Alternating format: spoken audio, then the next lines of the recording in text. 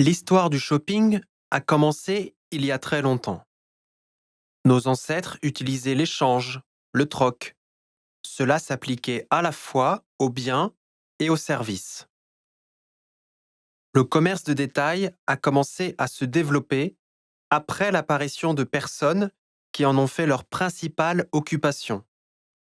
À cette époque, l'échange de biens était effectué dans des endroits spécialement désignés, les marchés. À mesure que les pays et les économies se développaient, le nombre de marchés et la gamme de produits se sont élargis. Au fil du temps, des marchés spécialisés, par exemple marchés aux céréales ou du cuir, sont apparus. Les fabricants vendaient leur production. Dans les villes, les ateliers travaillaient les jours ordinaires et fermaient les jours de bazar, lorsque les propriétaires des ateliers se rendaient eux-mêmes au marché pour obtenir tout ce dont ils avaient besoin. Il est apparu une nouvelle tendance, lorsque la production et le commerce se sont finalement séparés. Il y a des magasins spécialisés dont les propriétaires vendaient exclusivement ce qu'ils achetaient eux-mêmes. À l'heure actuelle, c'est l'approche principale dans les pays à économie développée. Le fabricant de biens n'effectue pas lui-même la vente au détail. Le principe général du commerce de détail n'a pas beaucoup changé depuis ce temps-là. Les technologies numériques ont conduit à la naissance d'une nouvelle ère. Les ordinateurs, puis les smartphones et les tablettes ont simplifié la communication et augmenté de manière significative la productivité de divers domaines d'activité. Aujourd'hui, le principe d'apprendre avant d'acheter prévaut.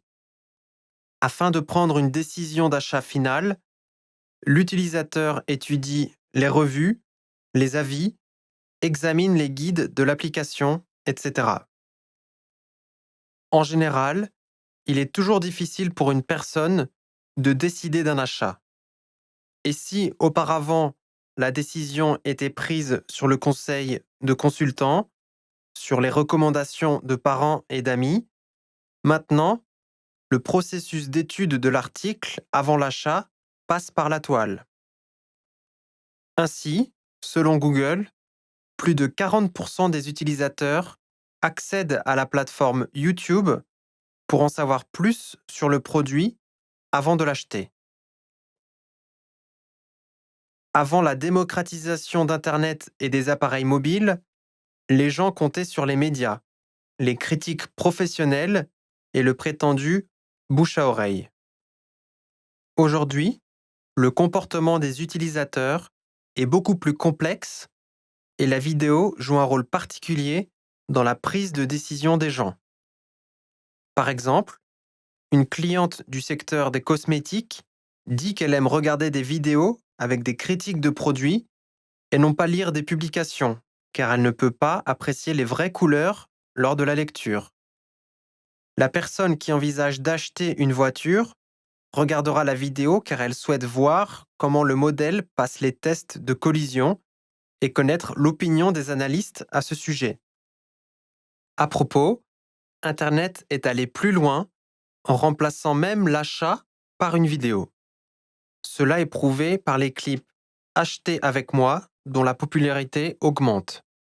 Ce format permet aux utilisateurs de ressentir les mêmes émotions que lors de leur visite dans les magasins et d'évaluer en même temps si le produit leur convient. Les gens veulent entendre des opinions différentes. Pour terminer, il faut dire qu'aujourd'hui, les gens cherchent activement des critiques afin d'obtenir une variété d'opinions sur un produit.